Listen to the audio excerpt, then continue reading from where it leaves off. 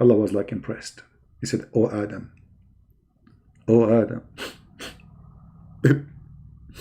you have spoken the truth, Adam.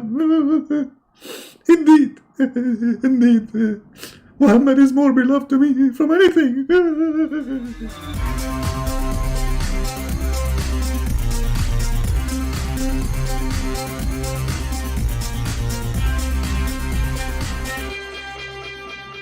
All right, hello everyone, and peace of Christ to all of you. And here we go. We are back, and we have no answer still from any Muhammadan in the world.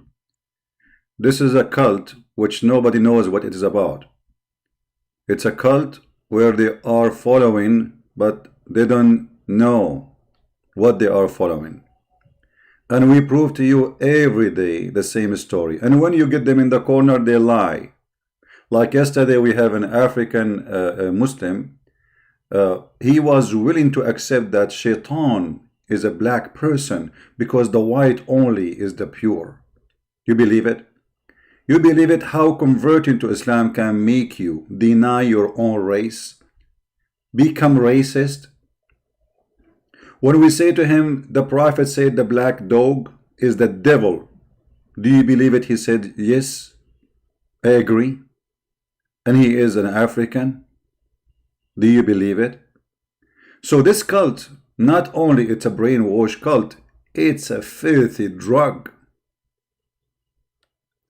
Imagine if this statement was said in CNN or Fox News that the black dog is the devil. This person and all the Muslims will go crazy, says this is racism. But as long as the Prophet said so it's okay. If I am the one who said so, that will be horrible. But just say the Prophet says so, even if it's about poo-poo, the poo-poo will turn honey for them. This is the story, and let us start.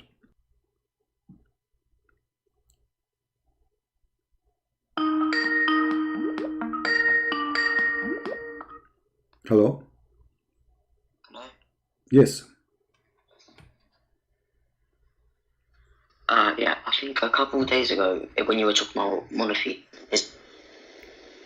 You called me 2 days ago. Are you a Muslim, my friend? Excuse me? Are you a Muslim? Are you a Muslim? No, I'm an ex-Muslim. Oh, okay. So what do you like to say to us? Go ahead.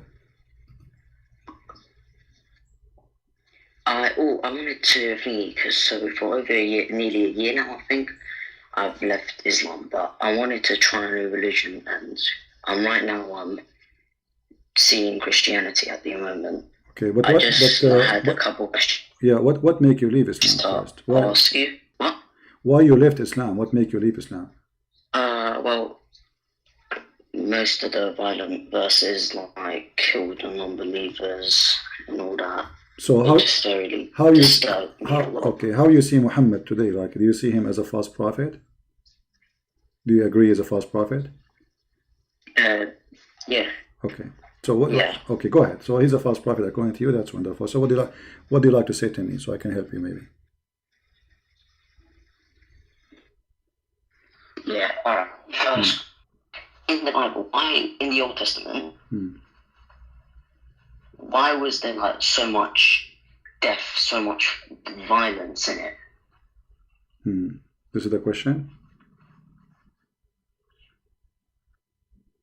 This is the question? Okay.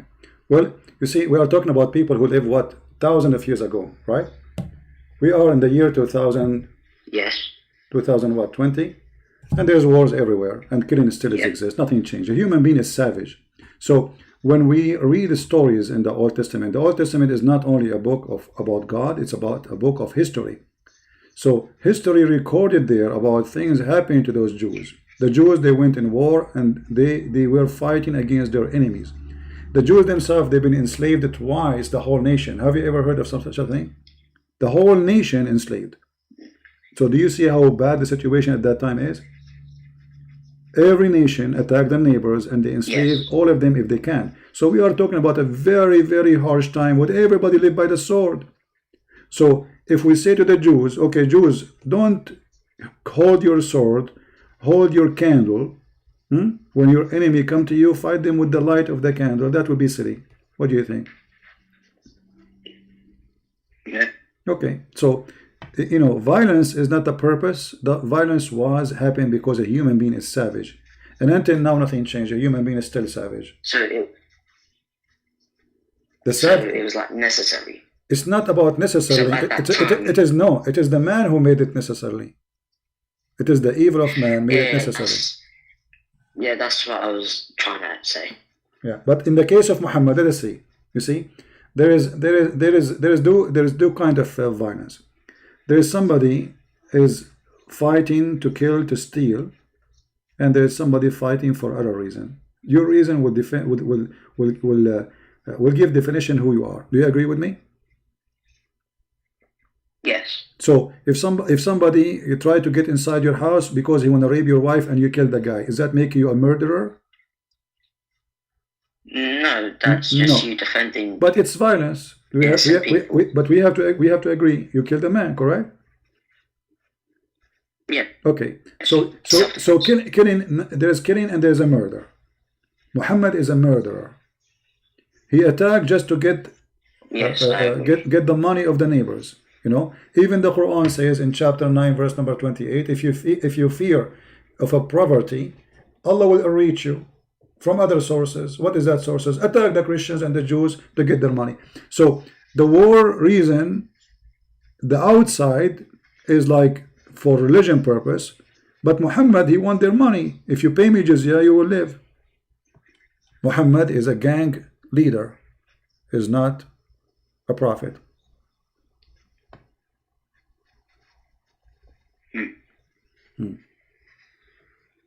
Okay, I understand.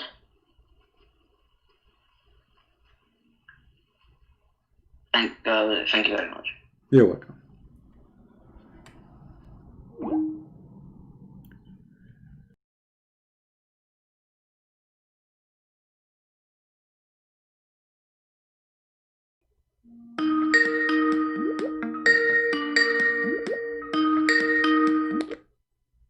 Hello? Hello. Yes, my friend, go ahead. You are live on air. Can you hear me? Yes, please mute you too. Yeah, I was the one who was messaging you for. I'm an ex-Muslim and I accepted Lord as my savior. That's wonderful. Do you? Yeah, I have a question. From which country you are from, my friend? I'm from India. Oh, okay. Go ahead. Yeah, actually, I have a question related to Islam. Like, I saw. I just want to know, like, there's a Sharia law book I saw where you can have sex with little born babies, With born baby? Yeah, newborn babies. There's a law in Sharia book. I guess, can you show me that? Well, there is many sources about this. You can watch a video. It's about this topic. You can search for the title and you will see the Muslim reading it and explaining it. The video is all over the internet. Hear you well. I'm saying there's a video on YouTube, very famous, about doing that with an infant. Just search for that, and you will find a Muslim who is a doctor explaining to us and reading the book about that. Okay, so can you show me some preferences so I can take notes? No problem. Here we go. Let's see. Show you. Let me open it. All right. I will put it in the screen so you can read it. It's in Arabic, and I will post the link. All right. Okay. And but we will give you an official Shia Islamic website. Yeah, I saw on the link. All right. I will hang up on you, and we will talk about it. Okay. Thank you. Yeah. All right. This is the book of Tahrir al-Wasila.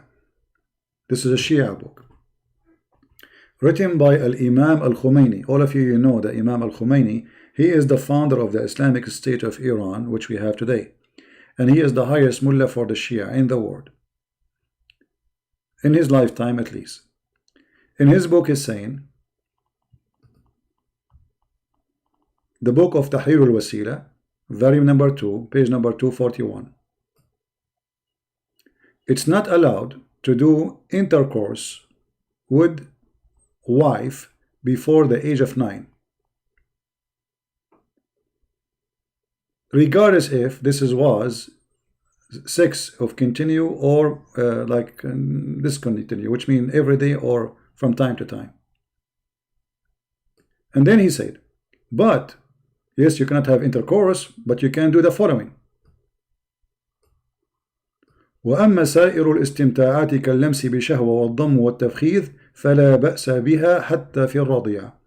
But all kind of sexual entertainment or enjoyment by touch with desire, or hugs with desire, or putting your private part between her thigh, it's okay, even if it is an infant.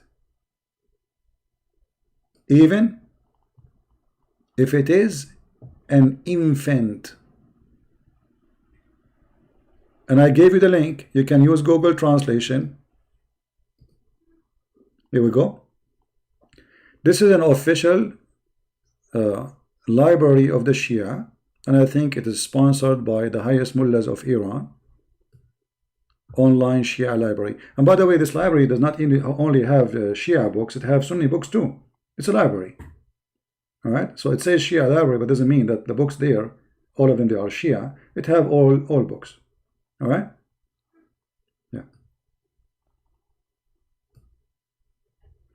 And you can search in YouTube about a video of me debating a guy about the same topic, about doing it with infant, and he was saying, yeah, so what? What the problem? Allah, he says so. So what?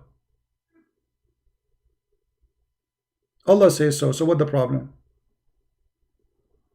What the difference between the Shia and the Sunni? There is no difference except that the Shia, it's like it's two faces of one coin. Both of them, they are violence. Both of them, they worship and full of fairy tale stories. But they have different resource of books. And the Shia, they are more into worshiping Muhammad and his family. Actually, worshiping his family is more important than Muhammad himself. And the Shia, they believe that Muhammad and his family, they are created from the lights of Allah. They are not, yes, they have a human flesh, but they are light. They are not a human like us. And they used to be stars in the forehead of Allah. And everything is created by their light. However, the Sunni, they have the same thing, the same garbage. Let me find you the hadith of the Sunni to show you it's very similar, but the difference between them is a huge. In the same time, both of them, they worship Muhammad at the end of the day.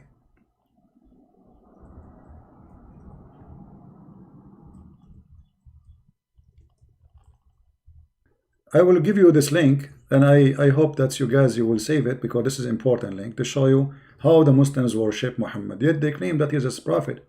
Both of them, they claim that he's a prophet, but look at the words and you will see clearly that Muhammad is the God, it is not Allah. A person is asking question,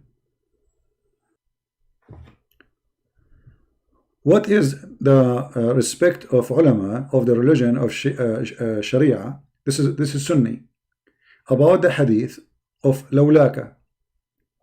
What lawlaka? Let us read the hadith. It says, Allah, he said to the Prophet Muhammad, the reason for creation, it's you. The answer of the scholar is, indeed, the Prophet of Allah, sallallahu alayhi wasallam, which means Allah pray on him and salute him, is the reason for the creation of Adam, peace on him, and the universe.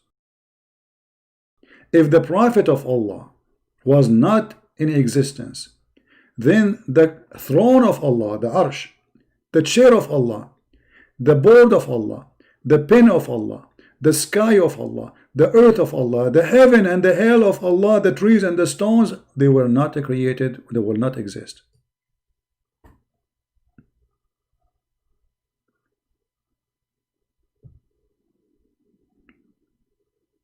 But if you think carefully, Allah himself exists just for the sake of Muhammad. Allah will not have a throne if there's Muhammad, there's no Muhammad. Why Allah have a throne? For Muhammad. Why Allah have a chair? For Muhammad. Why Allah have a pen? Allah have a pen, by the way, for Muhammad.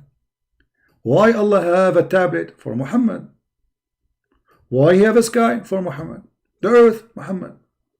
Us, me and you, Muhammad. Allah, he was thinking, okay, what I will create for Muhammad? First, I will create a chair for myself, because Muhammad, he liked me only with the chair.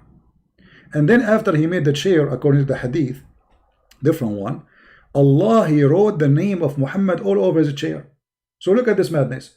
Allah, he went to the workshop, he made a chair, and then he started writing La ilaha illallah Muhammad Rasulullah all over the chair. Different hadith. And you see the Muslims agree. The scholar, this is a scholar website. This is a Muslim Sunni scholars website. This is not a Shia website. This is why the website address is sunnah.org. This is not Shia. This is Sunnah. So Sunnah and Shia, both, they have the same madness. Look at this. In the book of Al-Hakim and his Mustadrak, okay, he said, the Prophet of Allah said, Allah said, when Adam made a mistake, he asked, Oh Allah, I ask you for the sake of Muhammad to forgive me. So Allah said, when Adam, he made a mistake, he asked, Oh Allah, I ask you for the sake of Muhammad to forgive me. Look, but Allah, he was surprised. He's like, what? Allah said, Oh Adam, how you know? How you do recognize Muhammad when I did not have yet created him? Look at this story. Brother, Prophet Muhammad is not created yet. Yet Adam, he said to Allah, forgive me for the sake of Muhammad. So Allah is saying, like, what the heck? How you know about Muhammad, man? I did not create him yet. So Adam said to him, when you created me and you blew into me my spirit, I lifted my head and I saw written on the chair, the arsh, the throne, La ilaha illallah Muhammad Rasulullah. Huh? So when Allah created Adam, he looked up and he saw in the chair the name of Muhammad.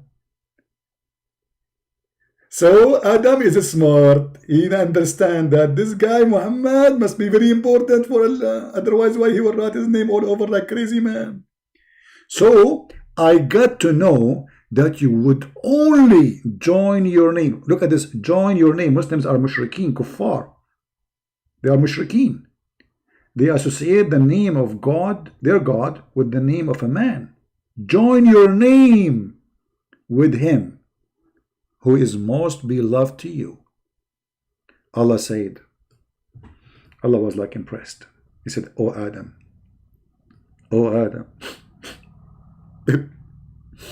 you have spoken the truth, Adam.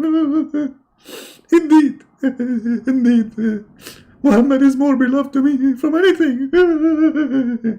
This God, he is obsessed with Muhammad. That's it. There's nothing important in the world. That's Muhammad. That's it. I mean, Muhammad, hello? Are you kidding me? This is Muhammad. Alayhi salam. Allahumma salam. Millions will kill for him. Muhammad. This is why Allah, he made verses for the penis of Muhammad, for the testicles of Muhammad. What do you want more? And he said, indeed, Muhammad is more beloved to me than anything. And when you ask me for his sake, I burden you. Okay, let me ask Allah to burden me. Allah, burden me for the sake of Muhammad testicles. As long as you love everything about Muhammad, I'm sure you like his testicles. What a garbage religion. And you read the rest of the stories here is the same madness. Not only that, actually, even Isa himself. Isa is supported Jesus. This is Isa. How Isa come? Don't ask me. Allah revealed to the Prophet Isa, alayhi salam, peace on him. He said, Oh Isa, Isa, have faith. Have faith in Muhammad and order your nation to do the same. Even Isa, he been ordered to follow Muhammad. Muhammad wasn't exist here, but Allah told him you have to follow Muhammad. If Muhammad was not to exist, I would not create Adam, nor I would have made the heaven or the hell. So for sure, Isa said to him, yeah, exactly. I mean, hello, everything was created for one reason, Muhammad. I mean, I have a rabbit right now walking in my yard. Why is exist? For Muhammad. Hey, rabbit, how are you? Honestly, I have a rabbit in the yard. What are you doing there, man? Good. Look at this rabbit looking at me. And he is moving his lips. I think he's saying Shahada. Allahu Akbar. Trust me, in the madness of Islam, you will see everything. A goat saying Shahada. A dog reaction for takbir. A cow reaction for takbir. The most funny ones is a Catholic reaction for Quran. They make it Catholic because they consider Catholic the enemy of Islam. Maybe many of you do not know. You see, I'm a Christian, I'm not a Catholic. You know, I mean, when I say I'm a Christian, I'm not a Catholic as sect, but all of us are Christian. Catholic, Protestant, all of us are Christian. But the Muslim consider the Catholic is #1 enemy to Allah. For they are the one who fought really against the cult of Islam in the time of the Crusade. They are obsessed with the madman Muhammad. All those hadith, I send you the link, I'm not going to read them all, and you will see how they are trying to convince you that everything in this world is made for the sake of Muhammad. Muhammad the fraud, the child molester. Yeah, a cat cannot step in the Quran. True story, brother. It happened. I saw it with my own eyes. A cat cannot step in the Quran, but a Christian prince can, because he's not a cat. Unbelievable with the madness and stupidity.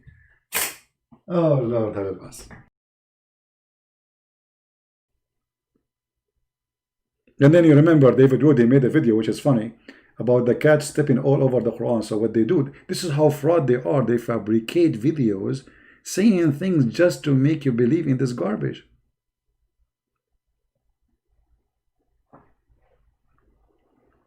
Again, you see, about people who leave Islam, if somebody, he call, let us say somebody call and he is not being truthful, regardless who is he.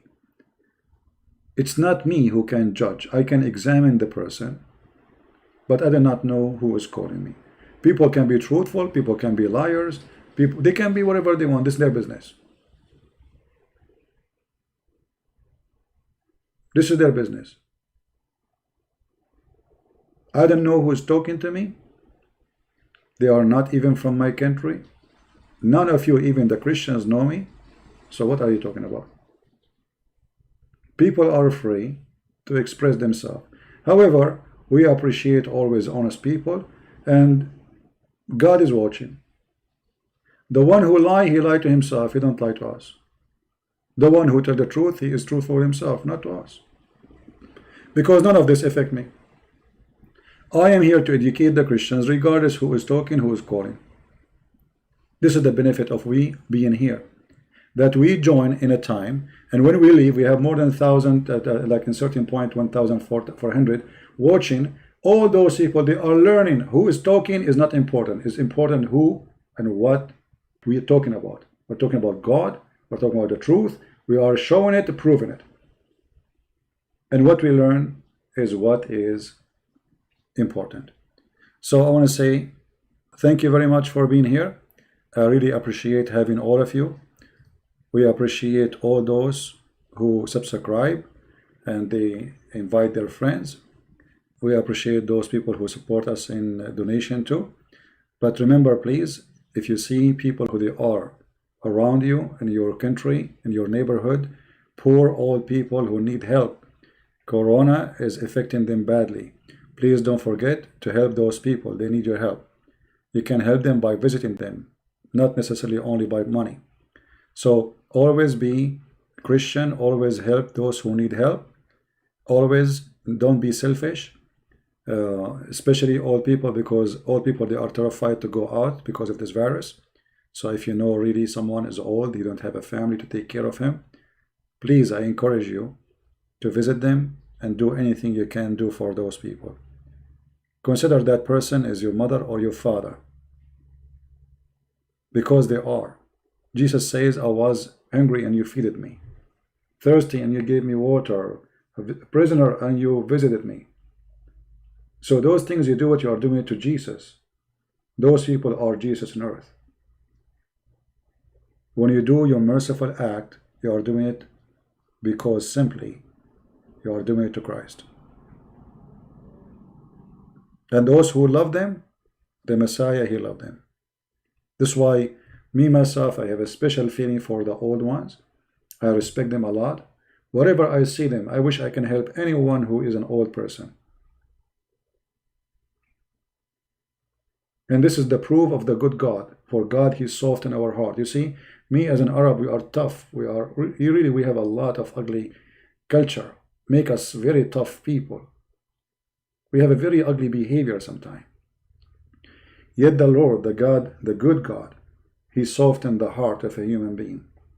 Even the one who have a heart of a rock. When he see an old man and old women, he do help. So what about we follow the Messiah, who is everything about him, is about softening the heart of a man. Love your enemy, not only an old person. So if we cannot practice the love of the Lord in the time which is needed most, we are going to practice it when? When nobody needed it? So please help them, be with them, and be thankful for the Lord for what you do to them. One day will be doing to you. One day you will become old too.